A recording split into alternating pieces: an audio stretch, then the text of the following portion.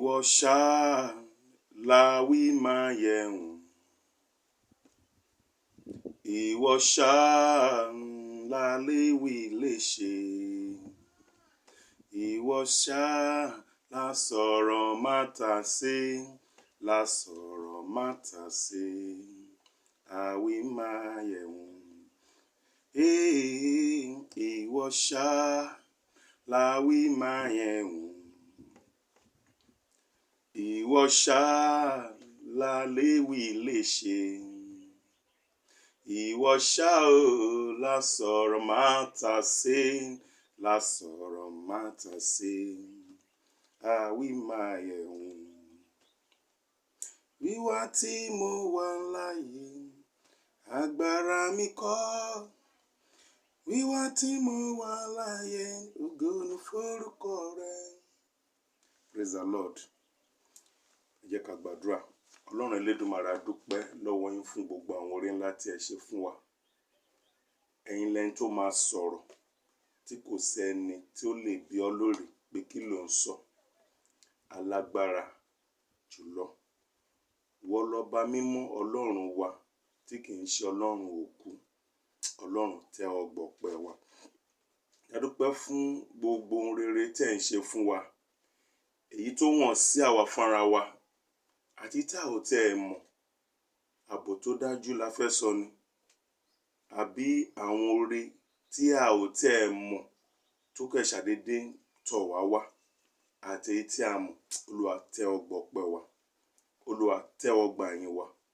Olúwa má fẹ́ kó náà dúpẹ́ lọ́wọ́ yín lórí ilé ẹ̀kọ́ ọjọ́ ìsinmi pé ìwọ Ọlọ́run Elédùmarè òun gbàkóso ìsìn ilé ẹ̀kọ́ ọjọ́ ìsinmi. Mo dẹ̀ tún fẹ́ kó náà dúpẹ́ lọ́wọ́ yín náà lórí ìjọ Àpọ́stélì ti Kristi pé ìjọ náà yóò máa dàgbà sí. Ẹ̀mí mímọ́ Ọlọ́run kò ní dágbére fún ìjọ náà. Ọlọ́run ò ní bínú fi wá sílẹ̀. Olúwa, oore ọ̀fẹ́ la ó máa rí lójoojúmọ́. Ó ní ojú Ọlọ́run yóò sì tọ̀ mọ́lẹ̀ ayọ̀ sí wa. Olúwa, a dúpẹ́ pé ẹ ti gbóhùn àdúrà wa.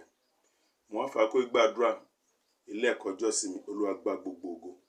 Olúwa rìn tẹrutẹru bá wa pàdé torí a gbàdúrà lórúkọ Jésù Kristi Olúwa wa. Àmín. Praise the Lord.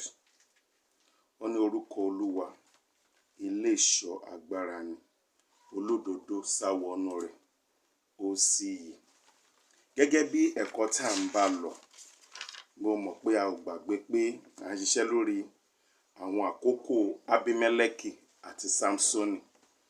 A dẹ̀ ti ṣe ti Ábímẹ́lẹ́kì ìyẹn ní ọ̀sẹ̀ tó kọjá last week. Ní ọ̀sẹ̀ yìí, a wò ti Sámsónì. Ọ̀rọ̀ tí mo sọ ní àkọ́kọ́ wípé orúkọ Olúwa ilé ìṣọ́ agbára ni. Olódodo sá wọnú rẹ̀, ó sì yè. Ọ̀rọ̀ ni tí ó jáde láti ẹnu bàbá wa Dáfídì ọba.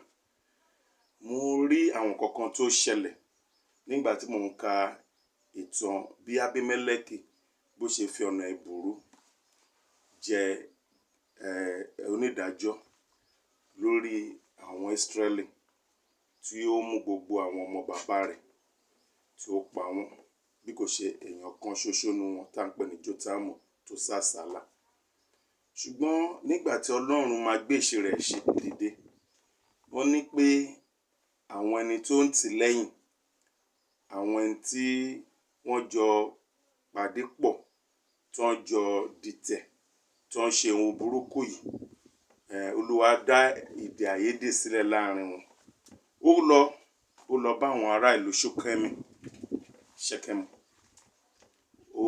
Ó rí dájú pé òun sọ bẹ́ẹ̀ di ahoro nítorí ó fẹ́ fi agbára wọ̀n.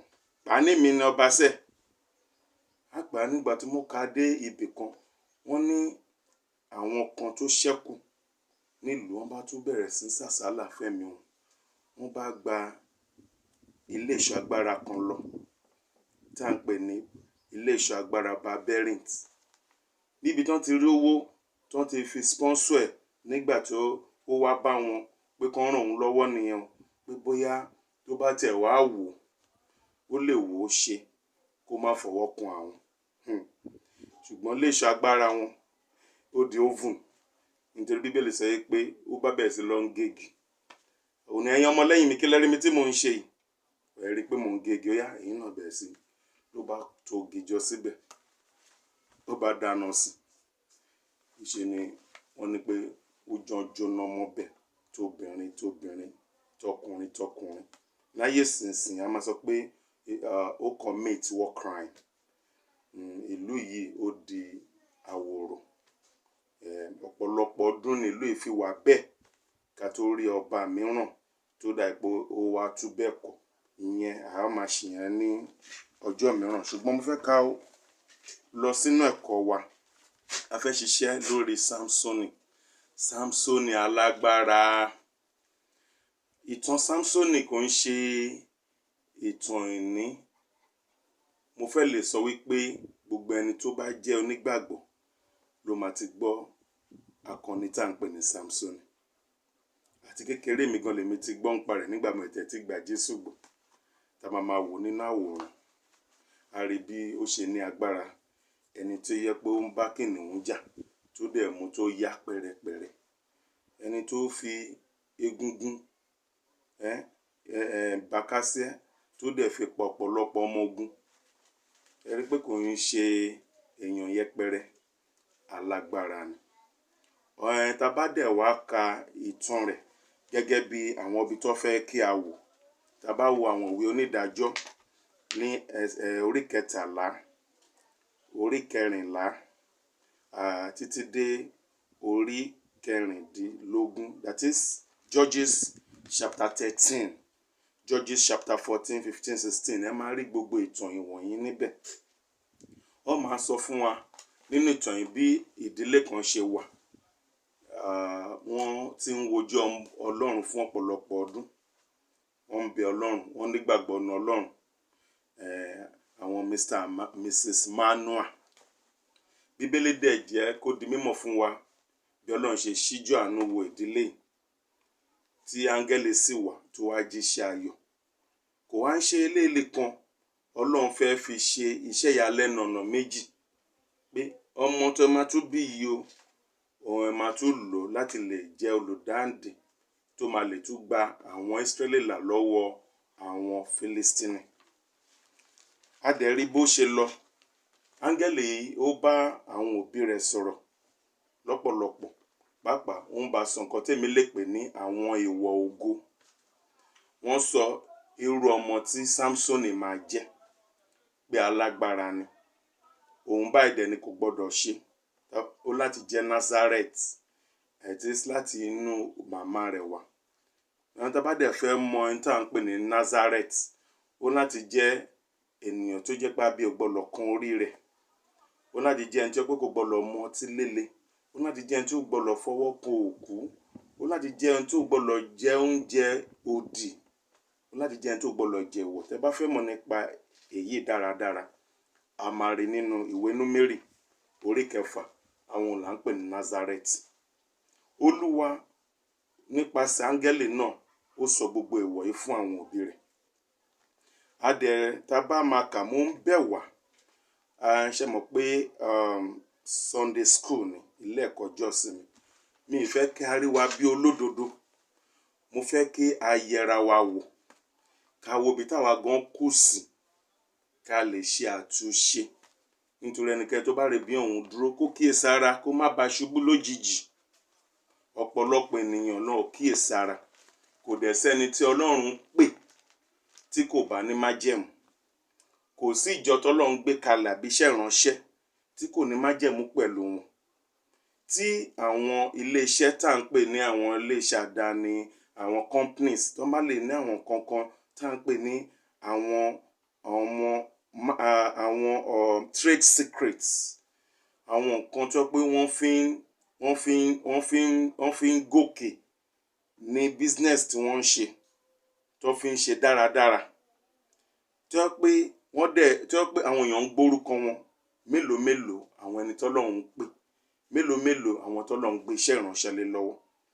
Mo sọ nínú èdè òyìnbó. Tá bá wo ilé-iṣẹ́ bíi Coca-Cola. Wọ́n sọ fún wa wípé wọ́n gbégbá orókè ní ìdí iṣẹ́ yẹn nítorí àwọn tó ń ṣe pọ̀ fún ọ̀pọ̀lọpọ̀ ọdún. kí ni èrèdí? Nítorí pé wọ́n ní kan tó ń pè ní trade secret, wọn ò dẹ̀ jẹ́ èèwọ̀, wọn kò sọnù. Mo dẹ̀ tún wá jẹ́ kó tún fi yé wa wípé ìlú náà gan ó ní kan tá à ń pè ní classified information, èyí tó ń jẹ́ kí ìlú jẹ́ ìlú, tó ń jẹ́ kí kan jẹ́ independent nation, tí kò kí ń jẹ́ kí ìlú kó collapse.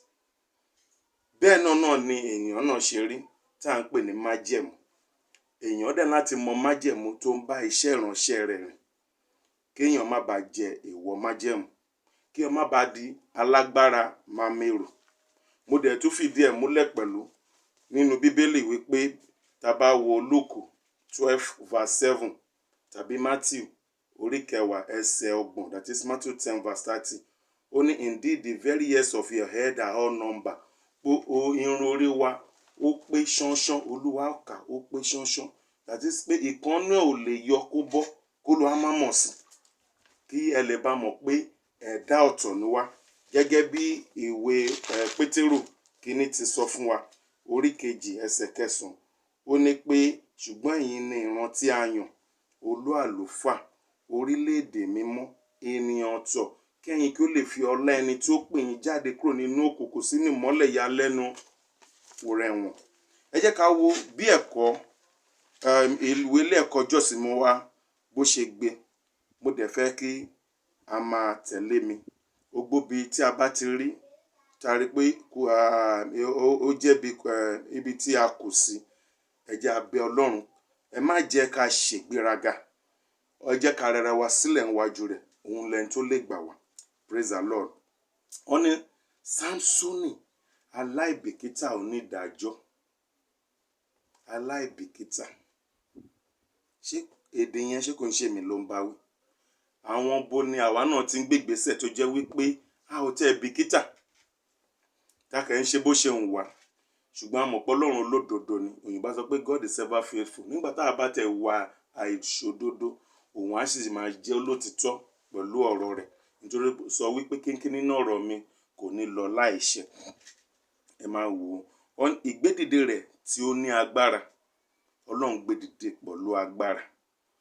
Ọlọ́run ó sọ ohun tí ó máa jẹ́, ó dẹ̀ tó fi àwọn ìlànà fún ohun tó ń láti ṣe tó fi ní jẹ èèwọ̀ ògo. Ṣùgbọ́n ẹ jẹ́ ká tẹ̀síwájú, ká wò gẹ́gẹ́ bí ẹ̀kọ́ ìṣe fẹ́ gbé kalẹ̀. Ó ní ẹ̀mí Olúwa sì bẹ̀rẹ̀ sí ń ṣiṣẹ́ nínú rẹ̀ ní Mahanadani, agbedeméjì Sora àti Estaolu. Ibi tí ẹ̀mí Olúwa ti bẹ̀rẹ̀ sí ń lò nìyẹn, orúkọ bẹ̀ lọ́ dárúkọ yẹn. Wọ́n ní ìpín kìíní, that is point 1. Wọ́n tá bá ka àwọn onídàájọ́ orí 13 láti ẹsẹ̀ kìíní síwájú.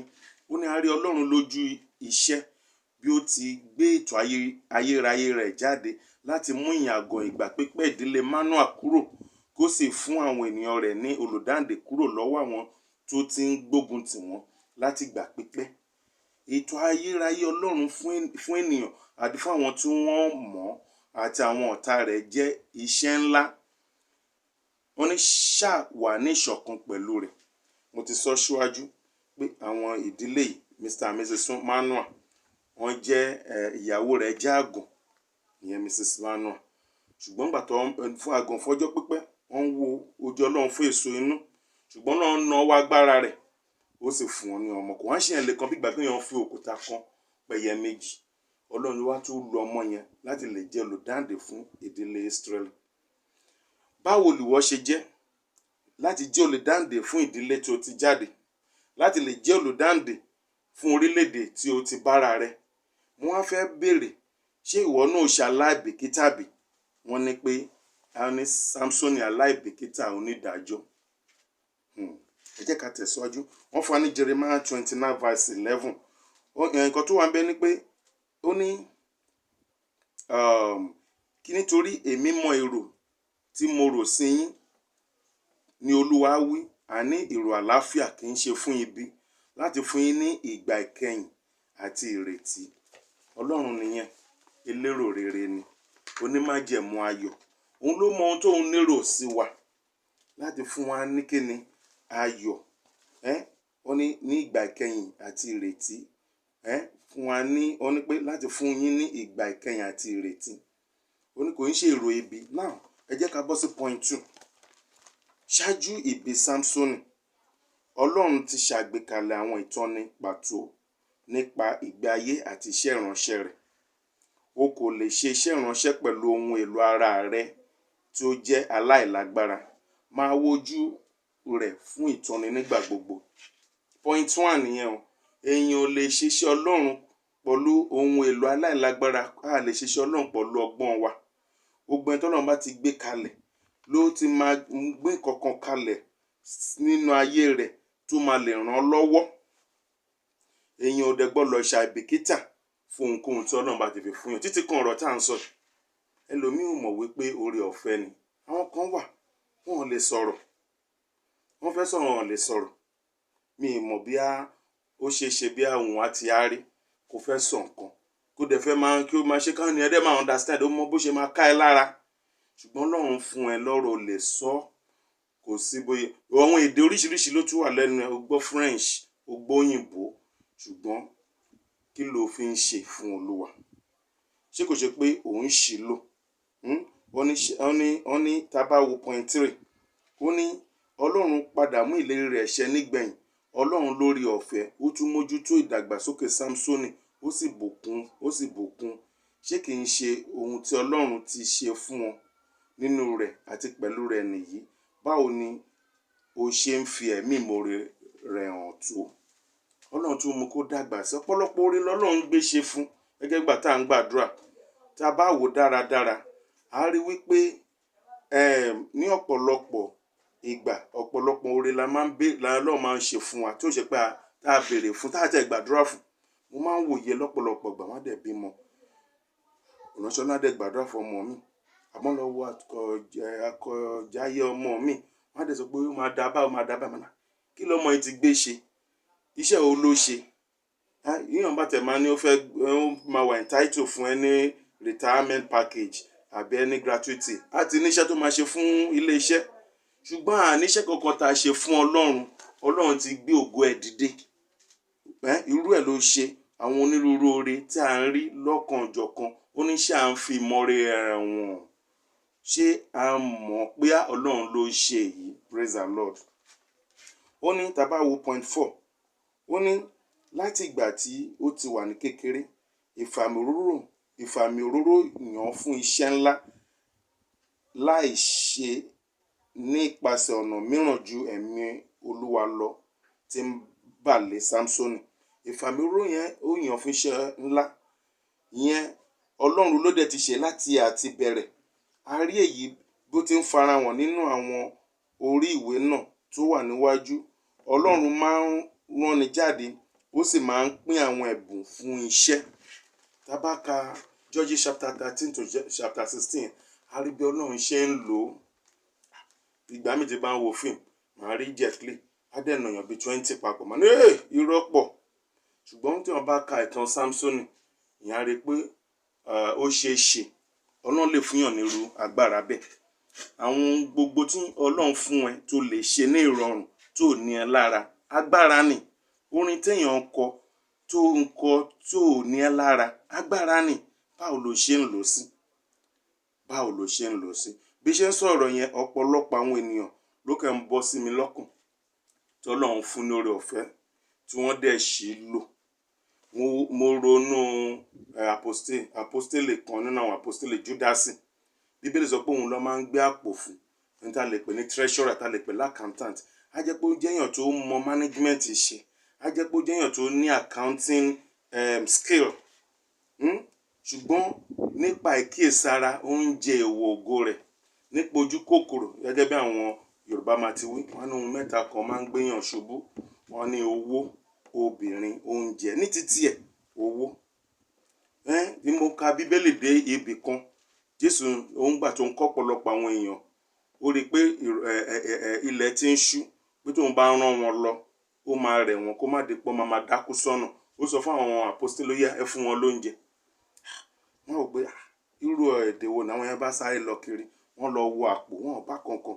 Olúwa kò sí kankan bí kò ṣọmọ kékeré kan tó kàn ra wá. Jésù dẹ̀ sì ṣe ìyàlẹ́nu rẹ̀. Wọ́n pe Jésù kò lè ṣàyédé sọ bẹ́ẹ̀. á ti mọ̀ pé nǹkan kan wà nínú àpò. Ṣùgbọ́n bí kan wà nínú Jòhánù, ó ń sọ nípa obìnrin tó ṣí alabasta oil tó ń fi kùn Jésù lára. Wọ́n ní ọmọ ẹ̀yìn bẹ́ẹ̀ sì ń sọ̀rọ̀ yẹn, Judas gọgọlẹ̀ tó sọ̀rọ̀ ní pé òun ò sọ̀rọ̀ yẹn nítorí pé ó nífẹ̀ẹ́ àwọn tálákà, ó náà bá tà ká dẹ̀ pín owó yìí fún àwọn aláìní. Ó ní bí kò ṣe pé olè ní òun. Ó dẹ̀ ń ṣe. Jésù dẹ̀ lu ẹ̀bùn wòlíì kò sọ̀rọ̀. Ó wà Jésù kúkú mọ̀, Jésù kúkú mọ̀, Jésù wá kú wò pé mo fẹ́ ṣe dáadáa ju báyìí lọ. Ó bá kú díẹ̀ kúkú ta olúwa mi. Ó bá gbé Jésù tà. Bẹ́ẹ̀ a Jésù àtún sá mọ́ wọn lọ́wọ́ bó ṣe ṣe ní ìgbà kan tó fẹ́ mú òkúta tó fẹ́ sọ pa Jésù nínú Jọ́ọ̀nù náà ni tó ní wọ ọmọ ékeré. Ó wá sọ pé Abrahamu yọ̀ sí dídé ẹ̀. Tó ní Jésù sì lọ láàrin wọn kò dẹ̀ lè fi ṣe nǹkan kan. Ó tún lè dárú ẹ̀ ló máa ṣẹlẹ̀. Ṣùgbọ́n ìyẹn ló kábàámọ̀ lé lórí. Ó dẹ̀ para rẹ̀. Àwọn ẹ̀bùn wọn lọ́lọ́run fún wọn náà. Ṣé kò ṣe pé ọ̀nà tí ń jẹ èwo ògo? Praise the Lord. Tá bá tẹ̀síwájú, ọ̀pọ̀lọpọ̀ àwọn èèyàn ló ń wá sí mi lọ́kàn. Tá bá tẹ̀síwájú, point 5, wọ́n ní wọn kò mọ̀ pé àtọwọ́ Olúwa wá ni. Kò wá fara hàn kedere pé Ọlọ́run ni ó mú àwọn èròǹgbà ìṣàkóso rẹ̀ ṣẹ lábẹ́ ẹnu fún àwọn ènìyàn rẹ̀ nípasẹ̀ Sámsónì. Bóyá Sámsónì tàbí ẹlòmíràn mọ̀ tàbí wọn kò mọ̀. Gbogbo t'Ọlọ́run bẹ̀rẹ̀ sí ń lo arákùnrin yìí fún.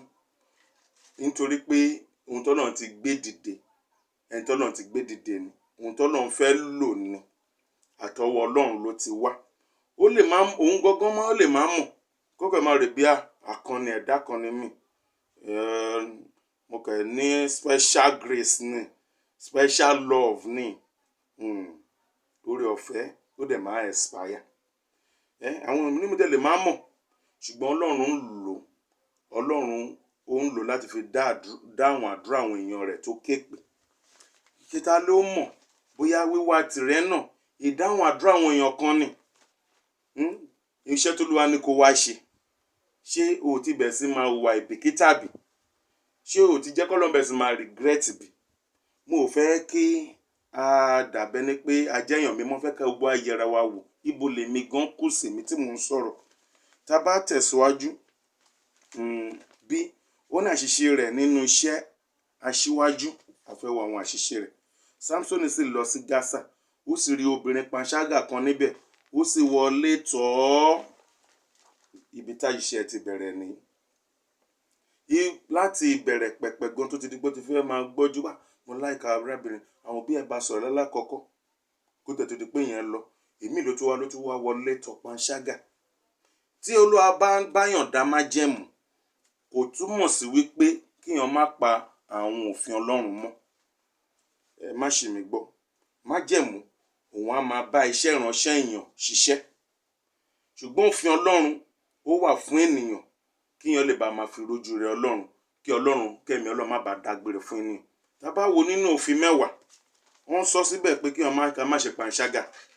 Ṣùgbọ́n nígbà tí ìwọ náà ti rí pa tí bá ń ṣe báyìí, ìyàlẹ́nu máa ṣẹlẹ̀. Mo ẹ̀dẹ̀ ṣẹ̀ dìde kúrò lára obìnrin olóbìnrin ni. Àyẹ́ mi pọ́lọ́n ṣì wà pẹ̀lú mi ni. Ọlọ́run ò kí ń gbọ́ tẹlẹ́ṣẹ̀. Kò ń ṣe bẹ́ẹ̀ o. Ẹlòmíràn nípa ìgbà oore ọ̀fẹ́ ni. Oore ọ̀fẹ́ Ọlọ́run tó. Kò ń ṣe bẹ́ẹ̀ o. Ó ní Bíbélì ṣà nípa wọ̀ ṣá lè máa dẹ́ṣẹ̀ sí. Ká máa sọ pé kí oore ọ̀fẹ́ Ọlọ́run máa pọ̀ sí. Ní ká má rí. Náà tá bá wo point 1. Ó ní wíwo àwọn ìwà àti ìgbésẹ̀ Ọlọ́run ní chapter 14 verse 4, verse 19 and verse 20. Tàbí ní chapter 15, 14 to 18. Ó hàn gbangba pé Ọlọ́run ní èròǹgbà láti lo Sámsónì láti mú èròǹgbà ayérayé rẹ̀ ṣẹ. Ó sì ti pèsè àwọn ohun èlò tó fún àṣeyọrí rẹ̀, bó tilẹ̀ jẹ́ pé Sámsónì kò fi taratara fọwọ́sowọ́pọ̀ pẹ̀lú rẹ̀. Ẹ wo obìnrin. Bíbélì mo rí èèyàn kan sọ̀rọ̀ kan. Ó ní ìṣèbéèyàn kan ló fi òkúta ṣe ìgbọ̀rí. Ó fi òkúta ṣe pílò. Ó dẹ̀ rí ìran ọ̀run. Ìyẹn bàbá Jákọ́bù. Ó rí àwọn áńgẹ́lì tó ń sọ̀kalẹ̀ tó ń lọ sókè lórí àkàbà lọ sí ọ̀run. Ìran ńlá tó fi pè bẹ̀ ní Bẹ́tẹ́lì. Ṣùgbọ́n òun ó fi tún obìnrin ṣe pílò. Ó dẹ̀ sọ ìran nù. Mo gbàdúrà pé àní sọ ìran nù. Mo dẹ̀ gbàdúrà lórúkọ Jésù Kristi pé agbára tá fi ní jẹ ògo, agbára náà Ọlọ́run á gbé wọ̀ wá. Bí tẹ̀ ṣe ń sọ̀rọ̀ lẹ́yìn, Júdásì náà tún wá sí mi lọ́kàn. Bí mo ṣe ń sọ lẹ́ẹ̀kan, ọ̀rọ̀ owó ní títí ẹ̀. Ó wo bóyá sọ ògo nù. Tá bá dẹ̀ wò dáradára, iṣẹ́ tí Paul pàápàá wá ṣe, mo wòye pé òun gangan lẹ́ni tó bá ṣiṣẹ́ yẹn dáradára, nítorí ó ní accounting skill. Ó mọ bó ṣe ń ṣe manager àbá oríṣiríṣi epistles tóun náà bá kọ. Epistles according to Judas àbí gospel according to Judas. Ṣùgbọ́n kí la lè sọ pẹ̀lú lónìí? Tá bá wò dáadáa, tá bá sọ nípa Judas, kan náà àwọn apostoli ni omi tí rí ìkan nínú àwọn ìránṣẹ́ Ọlọ́run tá lè fi tí a lè gbé sẹ́gbẹ́, ṣùgbọ́n ó ṣubú nípa pé kò kíyèsí ara. Ẹ jẹ́ ká kíyèsí ara. Samson náà kíyèsí ara, kò fọwọ́sowọ́pọ̀ pẹ̀lú Ọlọ́run. Tá bá wo point 2, wọ́n ní bó tilẹ̀ jẹ́ pé Samson ṣe àìgbọràn pátápátá sí Ọlọ́run àti àwọn òbí rẹ̀ ní ẹsẹ̀ 1 to 3. Wọ́n tún ní ká wo chapter 1 verse 7. Ìfàmìróróyàn Yahweh ṣiṣẹ́ lára rẹ̀. Ìfàmìróyàn tọ́lọ́run fi yàn, ó ṣe ṣiṣẹ́ lára rẹ̀ bó tilẹ̀ jẹ́ pé kò fọwọ́sowọ́pọ̀ pẹ̀lú Ọlọ́run. Bó tilẹ̀ jẹ́ pé ó ṣe aláìgbọràn sáwọn òbí rẹ̀, táwọn làwọn òbí tirẹ̀. Àwọn òbí ẹ̀mí náà láti wà, nítorí tí ó bá ń dàgbà, kò sẹ́bùn tíyàn nínà tíyàn kò tí ní rí. Kò dẹ̀ sí ẹni náà tó jẹ́ pé ó ń ṣe tó ní níbi tó máa kù sí. Èèyàn kan náà ló máa yẹ̀ ẹ́ wò tó máa ná ibi báyìí náà tó dẹ̀ láti fi táyọ̀táyọ̀ gbá láti ṣe àtúnṣe. Má ríra ẹbẹ ní pé wọ́n ló mọ́jú. Ẹ jẹ́ ká tẹ̀síwájú. Ó ní pé ènìyàn àti àwọn adarí pẹ̀lú ṣàfihàn agbára ẹ̀bùn ìfàmìróyàn, kò ṣàfihàn ìpele ìbáṣepọ̀ rẹ̀ pẹ̀lú Ọlọ́run. Bí ẹni bẹ́ẹ̀ bá wú ìwà tí kò tọ́nà bá bẹ̀rẹ̀ sí ń lo ènìyàn àbí tó ń lo adarí kan, tó ń lo ìránṣẹ́ Ọlọ́run kan, tí ọ̀nà ò bá ti bá ìfẹ́ Ọlọ́run mu, tí iṣẹ́ ìyàlẹ́nu dẹ̀ ń ṣe, kò yín ò túmọ̀ sí pé ó jẹ́ ọmọ Ọlọ́run. Ọ̀pọ̀lọpọ̀ èèyàn ẹ̀bùn ló ń lò, ẹ̀bùn dẹ̀ ti jẹ́ kan ṣubú sínú ẹ̀tàn. Ìbí mo jókòó dìde. Ẹ̀gbọ́n kan tí Jésù sọ, ọ̀pọ̀lọpọ̀ máa wá lọ́jọ́ yẹn. Lára ọ̀rọ̀ tí Jésù sọ tó dẹ́rù bà mí jù nìyẹn, kí wọ́n lè command èṣù. Alẹ́ ń ṣe bí lórúkọ ẹ̀ làwa lẹ́ẹ̀mí èṣù jáde, ẹ̀mí èṣù dẹ̀ jáde lórúkọ ẹ̀. Ìyẹn lágbára gan, orúkọ ẹ̀ la fi ń ṣiṣẹ́ ìyàlẹ́nu. Ìwé Jésù àná ẹ kúrò lọ́dọ̀ mi oníṣẹ́ ẹ̀ṣẹ̀, mi ò mọ̀ yín rí. Irú ohun yẹn ò ní fọ̀ sí wa lórúkọ Jésù. 3.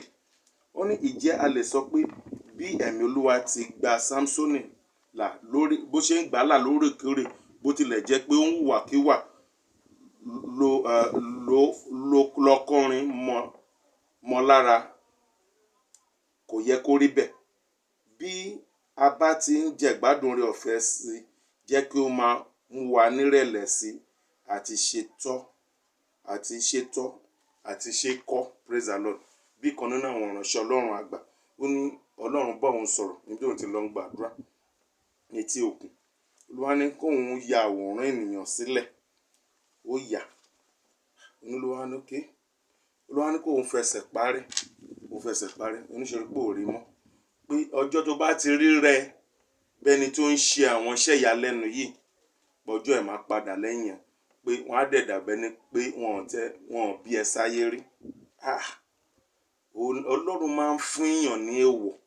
Ìwọ náà láti wá wọ bí àdúrà lọ láti mọ èèwọ̀ ògo rẹ̀ kó má bàa jẹ́. Praise the Lord. Tá bá ka ìwé Numbers dáadáa, ṣíbí 25, ká tó débẹ̀ yẹn, a ti máa rí bí Balak bó ṣe ń gbìyànjú tó ń wá ẹni tó máa fi àwọn ọmọ Ísírẹ́lì rè. Wọ́n lọ gbé Bálámù wọlé wá, ìyẹn bẹ̀rẹ̀ sí ń gorí òkè lọ sórí òkè. Olúwa ní àwọn ẹni tèmi bá ti fi tí má ti bùkún fún, kò sẹ́ni tó ń fi wọ́n rè. Lóòtítọ́ ni ọ̀rọ̀ Ọlọ́run. Ṣùgbọ́n nígbà tá a máa dé bí 25 tí mo ń sọ yìí, nǹkan kan ṣẹlẹ̀. Bíbélì sọ pé àwọn obìnrin kan wọ́n wọnú agbo àwọn Ísírẹ́lì wá, wọ́n dress seductively. Wọ́n á wò ibo làwọn ìyàwó wọn gan wà. Àwọn ọmọ Ísírẹ́lì bá rí àwọn ọmọbìnrin lélẹ̀ máa wà yà, máa wò lè máa ṣe báyìí ó jùrù. Àwọn ọmọ bá bẹ̀rẹ̀ sí ń lé wọn lọ́kiri. Ní kò má fọ ọkàn mi, mo fẹ́ lọ sin òrìṣà wa ni, báyé máa ń ṣe lọ́dọọdún wa ni, ìwòwò la máa ń sìn. Tí ẹ bá ti ṣe tán, o lè wá bá mi ṣe nǹkan tó bá fẹ́ ṣe. Ṣé dẹ̀ mọ̀ bó ṣe máa ń ṣe ọkùnrin gbà mí tí nǹkan yẹn bá ti dé bá wa, bí ìgbà tí ẹ pé egun gbéyàn wọ̀ ni, a máa ṣe bí aláìní róònù, máa tọrọ dáríjì ẹ̀ṣẹ̀, máa tọrọ dáríjì ẹ̀ṣẹ̀, aláàánú lọ́lọ́run. Wọ́n bá wọlé tọ àwọn wọ̀nyí lọ. Wọ́n lọ ń bọ òrìṣà wọn nítorí wọ́n lè bá wọn sùn. Wọ́n jẹ èèwọ̀ ògo nítorí tá bá ka òfin 10, ibẹ̀ ni èèwọ̀ ògo yẹn wà. Ó sọ fún wọn pé Ọlọ́run owú ni èmi o, ẹ má ṣe tẹríba fún òòṣàkóòṣà. wọ́n jẹ́ kán jẹ ẹ̀wọ̀ ògo. Bíbélì sọ pé 24,000 people ló kú ní ọjọ́ kan. Corona gan tá ń pariwo kò pa 24,000 people lọ́jọ́ kan. Kẹ́ lè mọ bó ṣe le tó. Àní jẹ́ ògo lórúkọ Jésù Kristi. Níparí, Ọlọ́run kò lè máa dúró ti àwọn tí kò ní láárí, àwọn tí wọ́n mọ̀ọ́mọ̀ ṣọ̀tẹ̀ láti ronúpìwàdà. Àánú rẹ̀ yóò dé òpin ní àkókò tí ó ti yàn. Ìwàkíwà Samson gbé dé ibi líle tó agágá, ó gba èrè rẹ̀ lẹ́kùnrẹ́rẹ́. Ó ní ìwà àánú Ọlọ́run nínú iṣẹ́, ìfarahàn ìrònúpìwàdà rọ́pẹ́ tí ìṣẹ̀lẹ̀ tí ó tẹrí ẹni ba tí Samsoni là kọjá tún ru àánú Ọlọ́run sókè, èyí tó gbẹ̀san Samsoni tó tú àwọn ènìyàn Ọlọ́run sílẹ̀ bákan náà. Tí a bá wo point 4 and 5 ibi tó ń tún àlàyé sọ pé ní ọba ti bẹ̀rẹ̀ sí ń hùwàkiwà ọjọ́ kan grace ìgbọ́dọ̀ fẹ́ láwà. Grace máa ń ní ó máa expire. Aṣáàrí ti Júdásì ó ṣe ó ń jẹ owó, ó ní ó jẹ́ olè torí pé ó jẹ́ olè títí ó fẹ́ ta olúwa ẹ̀. Ṣe rí ibi tó yọrí sí, ó máa expire. Aṣáàrí títí Ananias àti Safira, ìgbà oore ọ̀fẹ́ náà ni wọ́n ti ń parọ́ títí wọ́n máa yọ nǹkan sọ́tọ̀, nǹkan tó wọ́n ṣe wọ́n máa sọ. Ẹ wo bẹ́ẹ̀ mímọ́ ṣe lù wọ́n pa lọ́jọ́ kan. Mo gbàdúrà pé òjò ìbínú Ọlọ́run kò ní rọ̀ lé wa lórí. Oore ọ̀fẹ́ Ọlọ́run làwa máa rí lórúkọ Jésù. Àwọn ẹ̀kọ́ tí a rí kọ́ a kún wọn fún ẹ̀mí mímọ́ láti mú èrè wá sí ìjọba Ọlọ́run, kì í ṣe fún èrè mọ̀tara ẹni nìkan rẹ tàbí èrè tó kún fún ẹ̀ṣẹ̀. Èrè ní tàbí fún ẹlẹ́mìí mọ́ láti mú àwọn èèyàn wá sí ìjọba Ọlọ́run ni, kò ń ṣe fún èrè ìmọ̀tara ẹni nìkan. Tó bá ti ń ṣe yàrá ẹ̀ wò, ọ̀rọ̀ Ọlọ́run ló ń bẹ wí. Mi ì mọ̀ ẹ́ rí, ṣùgbọ́n Ọlọ́run mọ̀. Jẹ́ kẹ́mi mọ́ kó máa bá ọ sọ̀rọ̀. Òdodo Ọlọ́run kò lè tẹ̀síwájú láti máa farada mímọ̀ọ́mọ̀ lo ìfàmúróyàn àti ipò àṣẹ nílòkulò. Ìbínú rẹ̀ á máa dá ọgbẹ́ sí ènìyàn lára. Rí nǹkan tó ṣẹlẹ̀ sí Samsoni. Ó lọ tú àṣírí. Èèwọ̀ ògo rẹ̀ wọ́n mú orí ẹ̀, wọ́n ṣe kí ni wọ́n gérún ẹ̀. Àwọn èèyàn bá fi ṣe yẹ̀yẹ́, wọ́n mú ojú ọ̀hún yọ dànù. Ṣùgbọ́n nígbà tó yá ó bẹ Ọlọ́run, Olúwa gbẹ̀san mi. Olúwa dẹ̀ ṣiṣẹ́ ìyàlẹ́nu lótìtọ́ kú pẹ̀lú àwọn ọ̀tá. Ẹ jẹ́ ká gbàdúrà ní orúkọ Jésù Kristi. Ọlọ́run Elédùmarè, a bẹ̀ ẹ́ fún wa lóore ọ̀fẹ́ tí a fi ní jẹ ìwọ̀ ògo. Fún wa lóore ọ̀fẹ́ láti máa ṣèfẹ́ rẹ̀. Olúwa jẹ́ ká mọ májẹ̀mú wọ Ọlọ́run, má jẹ́ ká bà májẹ̀mú jẹ́. Jésù Kristi Olúwa wa. Ó dàbọ̀.